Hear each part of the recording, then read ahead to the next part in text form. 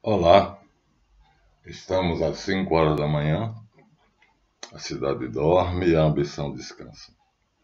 Vamos gravar mais um vídeo para o nosso canal Guia dos Perplexos, na série,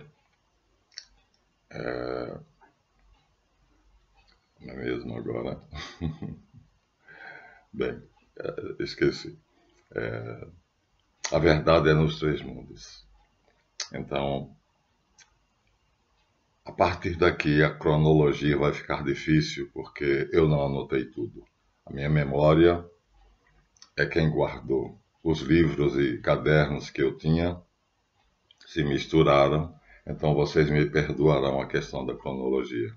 Mas é importante o fundamental. Aqui há uma luta que só poucos conhecem, para não deixar que o cristianismo seja subjugado e destruído pelos neotemplários, uma corrente que, a partir do ano 1313, depois do martírio de Jacques Molay pela Igreja Católica e pelo rei Filipe o Belo da França, então sacrificaram um homem íntegro, um homem que pretendia fazer algo que seria o que hoje é conhecido como Nova Ordem Mundial, porém tendo como líderes os chefes religiosos, o Papa, o imã dos muçulmanos e os rabinos judeus, e assim esses líderes religiosos governariam, seriam a elite, já que eles se interessam pelas coisas do espírito, eles seriam incorruptíveis. Mais ou menos a ideia que se encontra na República de Platão. Platão coloca os 100 sábios, que não tem nada, mas tem tudo, ou seja, a comunidade oferece a eles tudo, mas eles não possuem nada de si, entre eles o comunismo, até entre as mulheres. Ninguém sabe qual é a sua mulher, não tem. Ninguém sabe de quem é o filho, porque aquela que está na vez é que vai. Então seria um tipo de uma mansão, onde esses 100 sábios morariam, mais ou menos a ideia de Platão seria essa, e tudo em comum, mulheres e filhos. Então, baseado nessa República de Platão, os templários decidiram fazer algo semelhante. Pegar os líderes religiosos das grandes religiões, Islã, Igreja Cristã, nesse caso católica, porque estamos lá pelo ano 1100, 116, depois de Cristo, e os rabinos judeus, e assim fazer uma cúpula de sábios que governasse uma nova ordem mundial.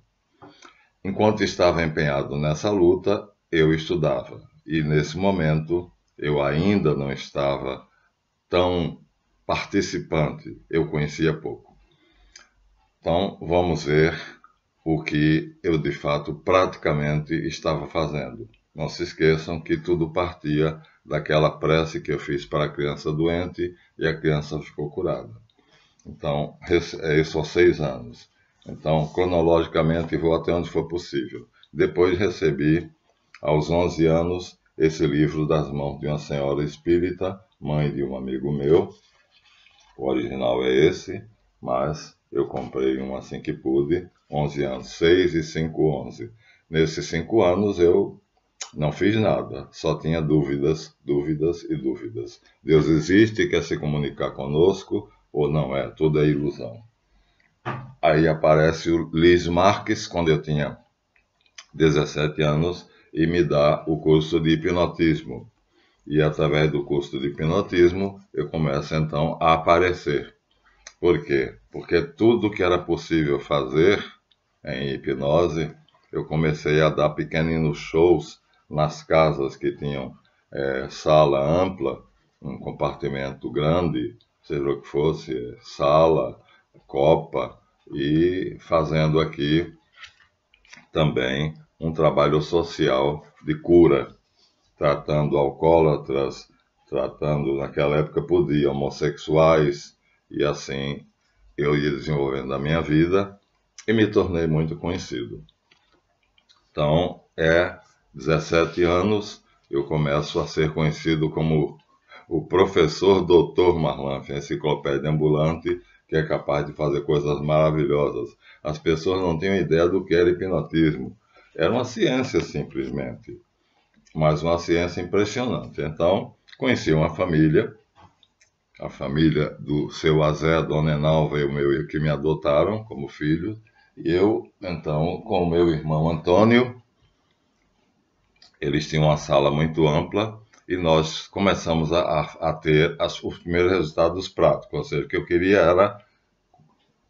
era resultados.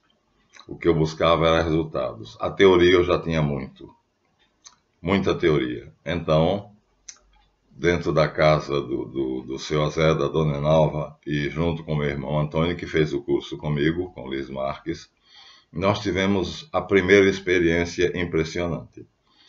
Nós perguntávamos quem queria ser hipnotizado, e aí apareceu uma garota espírita, dos seus 21 anos mais ou menos, que frequentava o centro kardecista, e quando eu a hipnotizava, fechava aquela profundamente hipnotizada, sentada na sala, botava no pano preto, vendávamos ela com o pano preto, e o Antônio ia até a cozinha, pegava um objeto e eu perguntava a ela que objeto ele pegou. E ela, profundamente adormecida, com os olhos vendados, na sala, ela dizia exatamente que objeto ele pegou. Isto foi uma coisa que impressionou muito a mim e a todos. Por quê?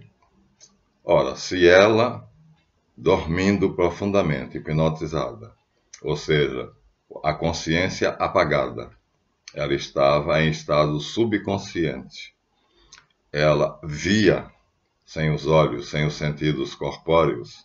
Então havia outra visão, outra maneira de percepção. E essa maneira de percepção não tinha limites físicos, não tinha paredes, não tinha muros, não tinha... Então, a pergunta que surgiu aí é: o homem tem a capacidade ilimitada de conhecer? E cada vez mais ela provava que sim, porque não havia dúvida. Entrava uma pessoa nova no grupo, eu não dizia a ela. E aí, quando depois de hipnotizada, eu perguntava a ela, veja, em Propriar, na casa do meu painho e da minha manhinha, a Zé e Enalva, com meu irmão Antônio, eu perguntava quem é a pessoa que entrou no grupo. E ela, sem conhecer nada, aquela pessoa entrava naquele momento na sala, ficava escondida até então, ela descrevia o tipo físico da pessoa, dizia os dados, nome, parentesco, e o nome da pessoa e os pais. Então, era impressionante. Parece que ela tinha uma capacidade de visão e de conhecimento que, em parapsicologia, nós chamamos de psigama. Então, no beabá da parapsicologia, existem dois fenômenos. Um chamado psigama, que é o conhecimento que está aqui, né? Então, aquela menina tinha uma capacidade de psigama muito grande. Psi quer dizer para além do normal, o psiquismo, não o cérebro, mas o ser psíquico total. Então, já tínhamos chegado à conclusão de que há um segundo corpo, e aí essa visão, claro, que ela tinha, nós já sabíamos que não era do corpo natural, porque o corpo natural, ele só vê com os olhos, só ouve com os ouvidos. Então, aquela menina ali, ela via sem os olhos, ouvia sem os ouvidos, e ela sabia de coisas que não lhe eram dadas, não tinha essa informação na memória. Portanto, ela entrava na mente da pessoa e recebia toda a informação. Ela captava informação. Isso foi um fato impressionante, porque me provou que havia, portanto, pelo menos dois mundos. O mundo natural e o mundo preternatural. aqui está o duplo etérico, o corpo bioplasmático. Isso comprovamos claramente porque várias sessões foram feitas com ela e com outras pessoas, onde isso foi comprovado. Então, Hermes disse, a verdade é nos 3 mundos. E São Paulo disse que foi levado até o 3º mundo. Mas aqui eu tinha comprovação de 2. Né? O mundo natural e o mundo preternatural. Faltava o 3º. Enquanto isso, Frei Albinarese, na Clínica Mensana, me dava o curso de parapsicologia e tentando mostrar que o homem total é corpo, alma e espírito. Então, corpo é o mundo natural, alma é o preternatural e espírito seria o sobrenatural. Isso para ele era normal, ele era uma pessoa madura, não posso dizer idosa, porque ele tinha ainda muita, vamos dizer assim, muita saúde, né? Demonstrava ser uma pessoa muito forte, mas esse livro foi fundamental, porque me restava provar o que ele dizia aqui. O homem é constituído de corpo, alma e espírito. E o problema da medicina é que ela cuida, vamos dizer assim, o médico fisiologista, ele só cuida do físico. E o psiquiatra, o psicólogo, só cuida do psicológico. Mas lá na clínica dele cuidavam de ambos e ainda do espírito. Ou seja, o homem é um ser íntegro, trino, uno e trino. É feito de corpo, de alma, que é o psíquico, o preternatural e espírito. Essa afirmação era muito convincente. E ele juntava isso com exemplos que eu não vou dar, porque aqui só vou dar os exemplos que eu vivi. Mas era impressionante a certeza que ele tinha disto. Eu só tinha 2 ali. Pela kirliangrafia, eu sabia que havia o mundo natural e o preternatural. Isso era um fato. O kirlianógrafo mostrava a aura e a aura deixava entrever o duplo etérico. Então havia um corpo biológico, e havia um corpo bioplasmático, feito de plasma, de uma substância etérica. Isso era o que eu sabia, mas eu tinha afirmação de pessoas absolutamente idôneas de que havia um 3º mundo. Chegarei a ele. Mas, aqui, ó, um kirlianógrafo, retrato de folhas da kirlianografia. Mas o que importa aqui é que eu continuava me aprofundando cada vez mais na parapsicologia. E aí, como eu disse a vocês, o beabá da parapsicologia supõe que há fenômenos psigama, ou seja, do conhecimento, que era o caso dessa menina, dessa senhorinha. Ela tinha um conhecimento absolutamente, quando em hipnose profunda, todas as perguntas que eram feitas sobre o mundo físico, não íamos além disso. Mas a visão dela, ela tem uma clarividência absurda. Então, qualquer pessoa que chegasse no momento, naquele recinto, ela descrevia, de olhos fechados e em sono profundo, dizia o nome, a filiação e dados até pessoais, quando a pessoa permitia que nós perguntássemos. Então, havia uma visão que não era a visão dos sentidos naturais. Nós temos 5 sentidos. Minha avó dizia 3 errados, 2 perdidos. Mas o homem tem 5 sentidos: visão, audição, tato, olfato e paladar. E acontece que ela tinha uma outra visão, 7º sentido, olho de Horus, seja o que for, que dizem que é na pituitária. O fato é que não há dúvida. Ela via claramente o mundo físico, não importava a distância. Nunca fomos a Marte, nem a nada disso, mas era assim, as coisas eram práticas. Nós queríamos resultados práticos. Nessa época, então, eu continuava com uma prática constante, quer dizer, comecei a me especializar depois do curso de hipnotismo aos 17 anos na meditação. E na meditação encontrei um mestre chamado Yoga, que mostrava que o equilíbrio só se consegue através do yoga. Comecei a praticar mais yoga mental, Raja Yoga, Hatha não. Essas posturas aqui, asanas, não me interessavam. O que me interessava era a meditação. Me tornei um mestre em meditação. Então, várias pessoas, como a Hermínia, por exemplo, se especializavam em Hatha Yoga, e eu fiz algumas aulas, mas depois me desinteressei. Hermógenes era o meu grande mestre, de saudosa memória. Aqui está ele ainda muito jovem, e a esposa.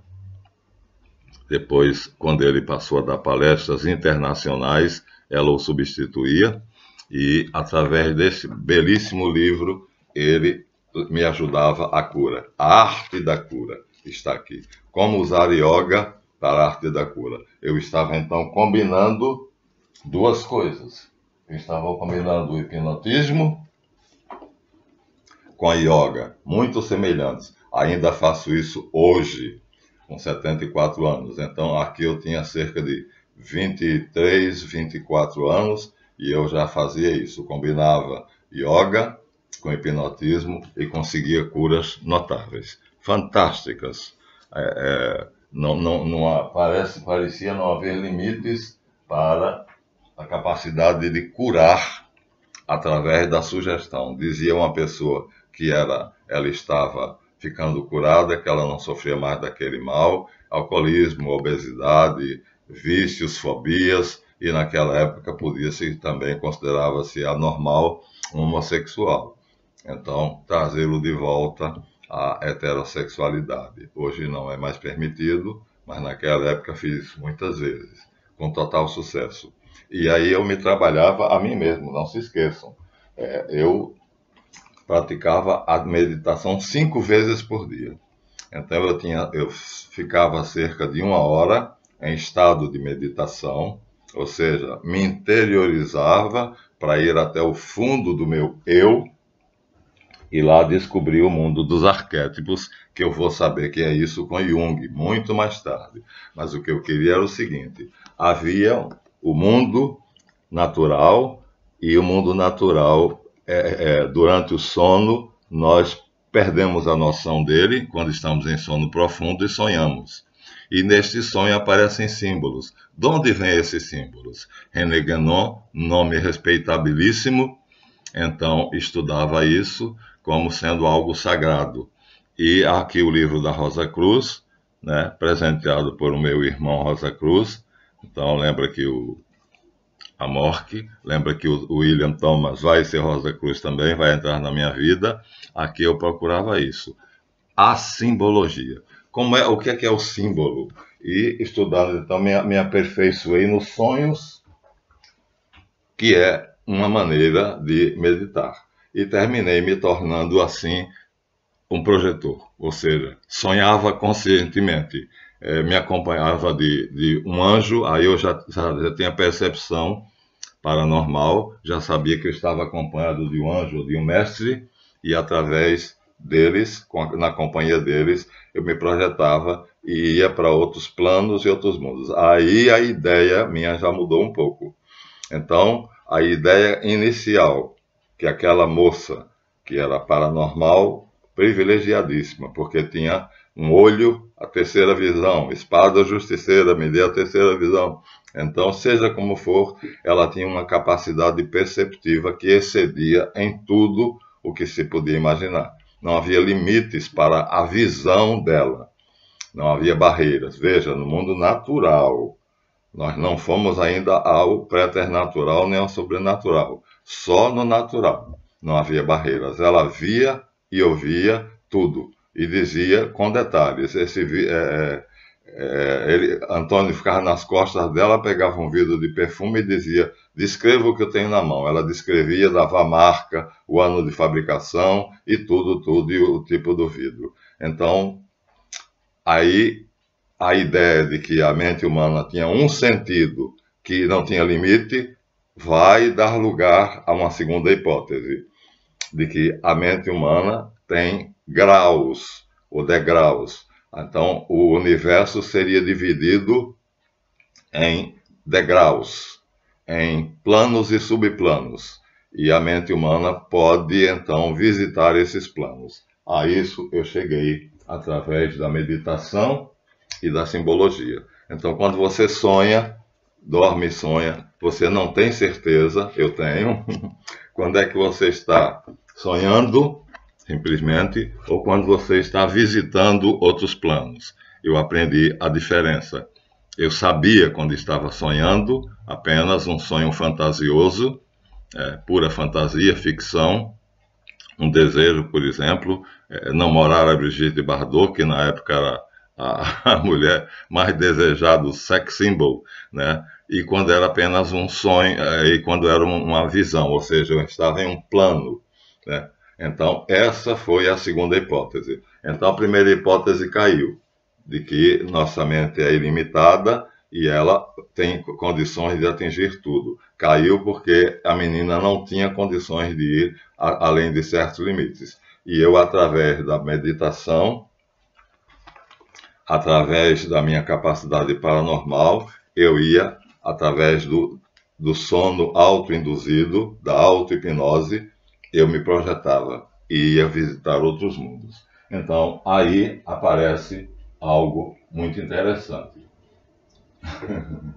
Aí aparece uma pessoa, acho que agora, eu acho que já aqui em Aracaju, acho que já não mais em Propriá. Aparece uma pessoa chamada Everaldo, com um grupo, e esse grupo tinha uma pesquisa semelhante à minha. Eles queriam saber o que é o cristianismo. O cristianismo é uma religião esotérica e, portanto, deve ser estudada juntamente com a magia, a chave do reino interno, e com a Kabbalah, que ainda eu estava agora começando a ver. Eles eram um grupo dissidente do pentecostalismo, ou não. A busca deles era semelhante à minha, então eles me elegeram como líder. Fui chamado por Hermínia, pelo Noronha, pelo Everaldo. Quanta saudade, né, de vocês. E esse grupo me elegeu como líder. Eu os decepcionei porque Noronha tinha feito uma profecia de que eu me revelaria como líder deles, mas eu não me achei digno de pronunciar quando a frase chegou à minha mente, que era a profecia de Isaías: o Espírito do Senhor repousou sobre mim. Eles ficaram decepcionados porque Noronha tinha profetizado que eu me revelaria como sendo o líder deles. Eu não me achei digno de pronunciar aquilo. Os decepcionei, mas assim segui o meu caminho. E nós pesquisávamos, então, a verdade. E, de qualquer maneira, então, em determinado dia, o meu irmão Everaldo, que vai ver porque ele é meu irmão e estamos no Facebook juntos, viu, Everaldo? Agora vou te lembrar, se você não se lembra.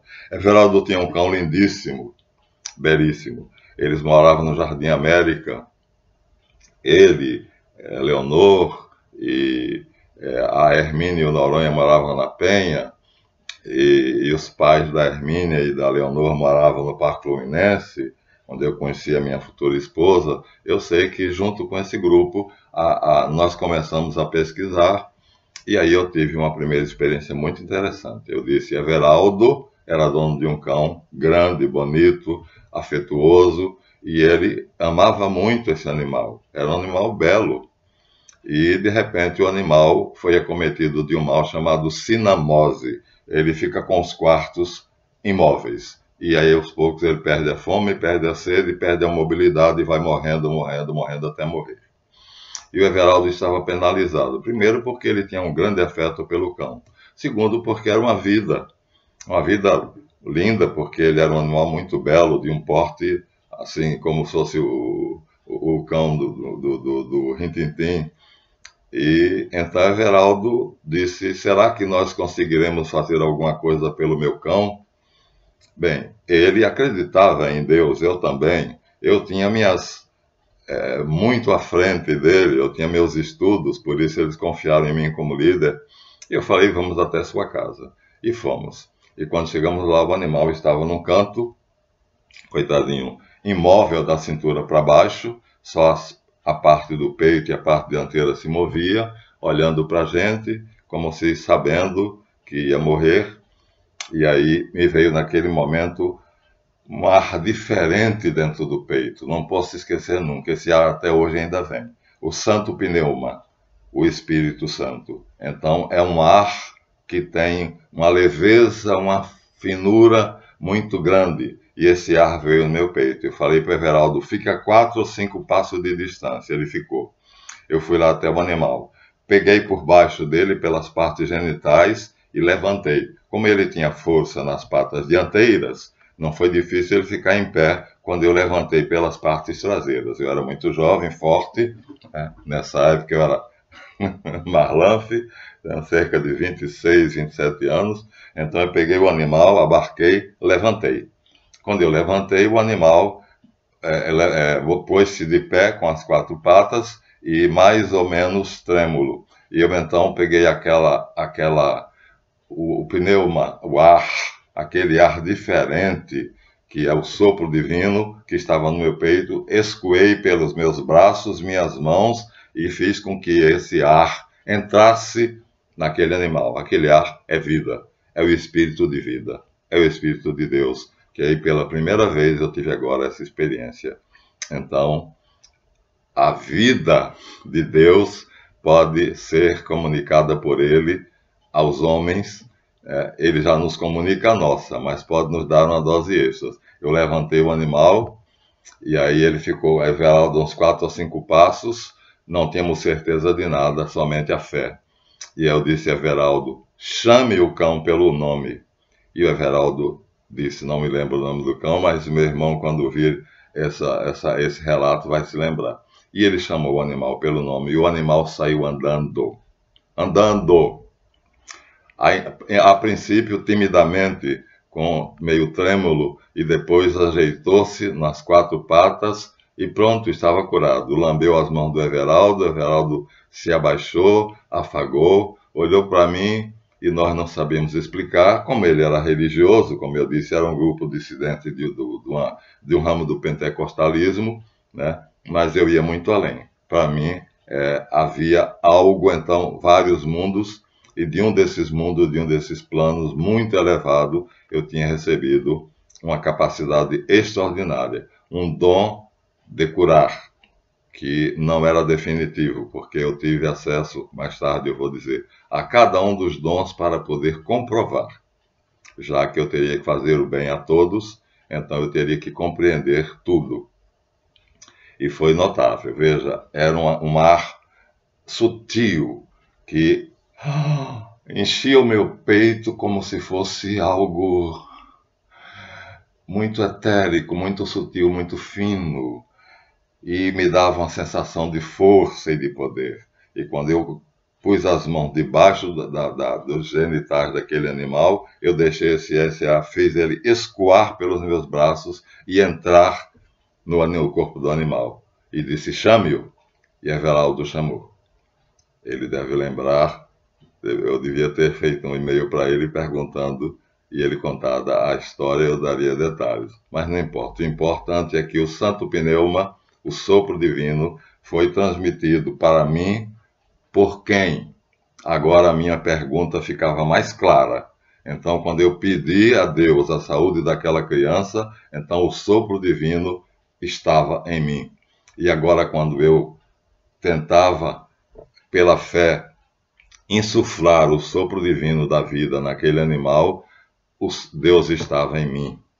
Isso não havia dúvida, porque só quem tem o dom da vida é Deus, ninguém mais. O homem não tem o dom da vida, ele não é capaz de impedir uma morte.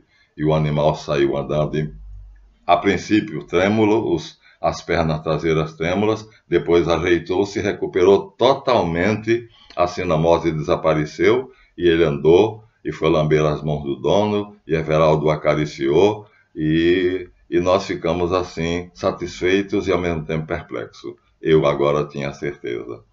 Havia uma força, essa força estava em outro plano, mas ela podia entrar no plano que ela quisesse. Agora, a minha questão era... Eu tinha respondido já. Deus existe? Sim, Deus existe. Quando o Thomas vier aqui para dar o curso, eu já tenho essa resposta. Mas aqui editora Voz Limitada, caderno 38, pergunta se Deus existe. Ali não havia dúvida. Deus é dono da vida. E então eu recebi ali uma dose extra de vida e assim curei, sendo apenas instrumento e canal, aquele cão belíssimo, um animal maravilhosamente belo, dando assim alegria ao dono dele, meu irmão Everaldo Atanásio, só nós dois. O grupo não estava presente, mas depois espalhou-se a notícia. E então o influxo de energia divina, do sopro divino, o santo pneuma, o Ruach HaKadosh. E aí, para mim, aquilo era muito mais do que para o Everaldo. Ele tinha apenas a fé e alguns conhecimentos de pesquisa sobre o cristianismo. Existe um ramo do cristianismo esotérico? Era a pergunta deles. Isso pode ser alargado, ter certeza? Pode-se estudar ocultismo e cristianismo? Para mim, ia muito além. Aquele ato foi muito além. E foi a primeira prova concreta de que Deus existe, de que há uma força que é doadora da vida. Ela dá a vida. Então, o fenômeno era psicapa, porque, veja, psigama só acontece dentro da mente. Era o caso da menina que conhecia, que sabia o nome das coisas, né? Que conhecia tudo que nós perguntávamos, mas não agia sobre o mundo físico. Ali não. Ali eu peguei um animal doente, né? Queria morrer, e aí psicapa, portanto, de kinesis, movimento, movimentar as coisas. Então, injetei nesse animal uma dose de saúde e cura, e o animal, o cão belíssimo, ficou curado. Então, eu tinha as faculdades psigama, através do estudo dos simbolismos e da meditação. Então, eu já fazia viagens astrais e cada vez me aprofundava mais nos símbolos, na ciência da simbologia, e cada vez mais eu me aprofundava no hipnotismo e na parapsicologia. Então, eu era agora uma biblioteca ambulante, né? Eu era enciclopédia ambulante. Mas não era isso que me envaidecia. Isso me fazia apenas dividir e compartilhar com essas pessoas. O grupo tinha 12 pessoas exatamente, curiosamente. Eu os decepcionei porque eles achavam que criariam uma nova igreja, mas eu não tinha a menor intenção de criar uma nova igreja, nem me achava digno de dizer o Espírito do Senhor repousa sobre mim, que era a frase que Noronha previu que eu diria, atestando assim que nós fundaríamos um novo ramo do pentecostalismo. Não estava nos meus planos. E assim, se por um lado eu os decepcionei, durante o tempo que nós pesquisamos foi muito agradável. E aí estava um fato concreto, aí estava algo psicapa. A minha ação, a ação de um paranormal no mundo físico, devolver a saúde a um animal que estava a caminho da morte. Então, psigama é quando o fato é apenas no pensamento. Não sai do pensamento, dentro da cabeça, do pensamento, da mente. Psicapa quando atinge o mundo concreto. Ali estava um animal concreto, um corpo, um objeto. E esse objeto foi modado. Então, ele que estava em processo de degenerescência, portanto, de entropia, de repente ele voltou à vida. E com toda a saúde, para a alegria minha e do meu irmão Everaldo. Meu irmão, se quiser mandar um e-mail com mais detalhes de como foi a cura do seu cão, pode mandar. Mas foi a primeira prova que eu tive de que a vida de Deus em nós existe e nós não a percebemos. O sopro, cada inspiração é o sopro de Javé. Mas quando ele dá uma dose extra, esse sopro pode ser transmitido para outra pessoa e você curá-la da morte. A partir daí, eu passei a fazer experiências concretas como essa, psicapa, notáveis, curando pessoas, tirando gente do CTI, e não vou poder precisar datas, talvez não nomes, mas agora vocês vejam que o meu combate vai ser contra as trevas. e através disto eu vou provar que Deus existe e que tudo isso é feito em nome de Jesus Cristo, que é o mediador entre Deus e o homem. É Ele que tem em plenitude o Espírito, portanto aquilo me foi dado por Ele, imerecidamente. Ele me deu essa capacidade e eu, o Everaldo, e depois acho que o restante do grupo, aí o Everaldo é quem sabe dizer como foi que ele levou a notícia adiante, tínhamos certeza que Jesus Cristo é Senhor. Adonai para a glória do Pai. Então, Deus existe e eu encontrei. Agora vi que eu podia ser um instrumento, um canal da graça divina, um canal do Espírito Santo. Essa foi a primeira experiência concreta. Antes eu tinha experiências psigama, somente internas, através da meditação, do estudo, né? E agora não. Agora eu tenho uma experiência psicapa, ou seja, kinesis, o movimento, fazer as coisas se movimentarem, entrar no mundo dos corpos e interferir, como em poltergeist.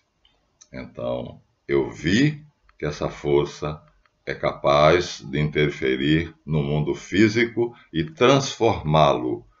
Então, psicapa, de kinesis, movimento, movimentar os corpos, ou seja, eu não estava ali movimentando no corpo, mas estava dando saúde, movimentando todos os órgãos internos doentes daquele animal e curando-o.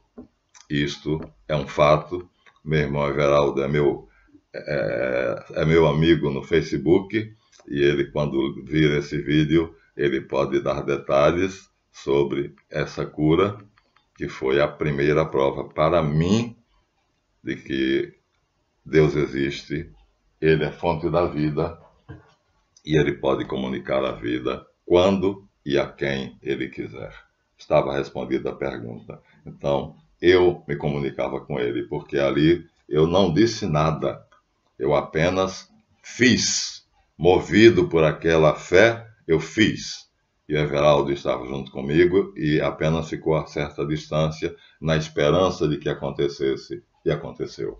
Então, agora eu participava dos fenômenos psicapa, que era me aprofundando na simbologia, ou seja, nos sonhos, nos símbolos, que são a revelação de Deus através do sonho, e aí fui terminar no tarô, que é o livro dos arquétipos. Então, tudo isso aqui, psigama, mas eu agora tinha acabado de realizar um fenômeno psicapa. Então, o primeiro, Everaldo, lembra-se? Pois bem, aí eu tinha certeza de que Deus interferia no mundo usando o homem, como fez com Moisés, mal comparando, para abrir o Mar Vermelho em dois, usou o meu corpo e as minhas energias como canal para curar esse belíssimo animal. Assim eu tenho agora a minha primeira experiência concreta da ação de Deus no mundo mediante o homem, mediante a mim, do mesmo jeito. Então, aquela experiência com aquela criança e aquela prece agora tem toda a sua explicação. Agora eu estou convencido de que Deus se comunica com o homem, de que Ele está no homem quando Ele quer. A hora em que Ele quer, Ele entra no homem através do seu divino pneuma, que é a alma de Jesus Cristo. Assim está relatado a minha primeira experiência psicapa, ou seja, da interferência das minhas energias nos corpos físicos, no caso daquele animal, com a cura completa. Eu acho que o animal viveu ainda muito tempo, mas isso agora só Everaldo pode ter essa dúvida.